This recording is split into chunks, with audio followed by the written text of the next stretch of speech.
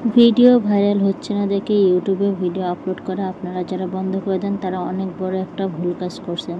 Hello everyone, আসসালামু আলাইকুম। চলে আসলাম নতুন একটা ভিডিও নিয়ে। আমার চ্যানেলের সবাইকে স্বাগতম। আলহামদুলিল্লাহ আমি ভালো আছি, আপনারা কেমন আছেন অবশ্যই জানাতে ভুলবেন না। তো আপনারা যারা ইউটিউবে কাজ করতেছেন, প্রতিনিয়ত ভিডিও আপলোড করে যাচ্ছেন, ভিডিওতে ভিউজ হচ্ছে না দেখে ভিডিও আপ করে দিচ্ছেন, তারা কিন্তু অনেক বড় ভুল কাজ করতেছেন। কারণ যদি মনে করেন আপনি ইউটিউব প্ল্যাটফর্মে বা ফেসবুক প্ল্যাটফর্মে কাজ করতে আসছেন, তারা অবশ্যই প্রতিনিয়ত ভিডিও আপলোড করতে থাকবেন। বিশেষ করে ইউটিউবে ভিডিও কিন্তু একদিনও গ্যাপ দিবেন না। আমার মতন ভুল কাজ আপনারা করবেন না। আমি কিন্তু ভিউজ হচ্ছে না দেখে কিন্তু বেশ কিছুদিন, 1 বছরের মতন আমি কিন্তু ভিডিও আপলোড করা বন্ধ করে দিয়েছিলাম রাগে কষ্টে। বিশেষ করে কয়েকটা ভিডিও, প্রায় 100টা ভিডিও দেওয়ার মতন। তারপরেও কিন্তু আমি ভালো মতন রেগুলার দিতাম না, 1 দিন পর পর 2 দিন পর পর দিতাম, যার কারণে কিন্তু আমি ভালো রেজাল্ট পাই না। কিন্তু এখন যখন আমি একটানা ইউটিউব প্ল্যাটফর্মে কাজ করতেছি, তখন কিন্তু একটা ভালো রেজাল্ট পেয়েছি এবং এটা থেকে বুঝতে পারলাম যে ইউটিউবের কাজ বলেন, ফেসবুকের কাজ বলেন, কোনো কাজে গ্যাপ দেওয়া যাবে না। ইউটিউব হচ্ছে একটা ভিডিও প্ল্যাটফর্ম, যেখানে সবাই কিন্তু ভিডিওই দেখতে আসে। ভিডিও দেখতে আসে মানে আপনার ভিডিও স্ক্রল করে যদি কারোর সামনে এক জায়গায় 2 জায়গায় 2 মিনিট 3 মিনিট যদি কেউ দেখে ফেলে, তাহলে কিন্তু সেই ভিডিওটা আপনার আস্তে আস্তে ভিউজ বাড়তে থাকে এবং অনেকের কাছে পৌঁছতে থাকে।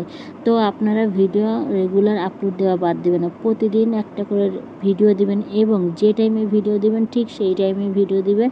তাহলে কিন্তু দেখবেন মোটামুটি কম ভিউজ হতে হতে হঠাৎ করে একদিন দেখবেন কোনো একটা ভিডিওতে আপনার মিলিয়ন ভিউজ চলে আসছে।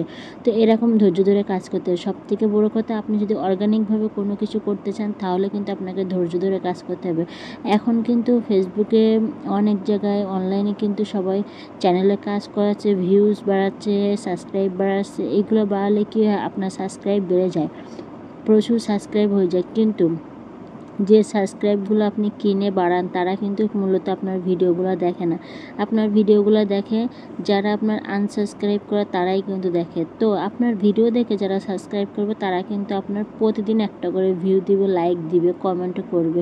আর যাদেরকে আপনি কিনে সাবস্ক্রাইব বাড়াবেন, তারা কিন্তু আপনার ভিডিও দেখবে না, আপনার ভিডিওতে ভিউজও আসবে না। তাই আপনাদেরকে বলতেছি, প্রতিনিয়ত কাজ করতে থাকুন, ইনশাল্লাহ সফলতা আসবেই। যে কোনো জায়গায় আপনি যতটা কষ্ট করবেন, সফলতা কিন্তু ততটাই মধুর মিষ্টি হয়। তাই বলবো আপনারা আমার মতন ভুল কাজ করবেন না, প্রতিনিয়ত ভিডিও আপলোড করতে থাকুন। ইনশাল্লাহ ফেসবুক প্ল্যাটফর্ম যেহেতু ভিডিওর প্ল্যাটফর্ম, একটা না একটা ভিডিও ফরেই তো চলবে।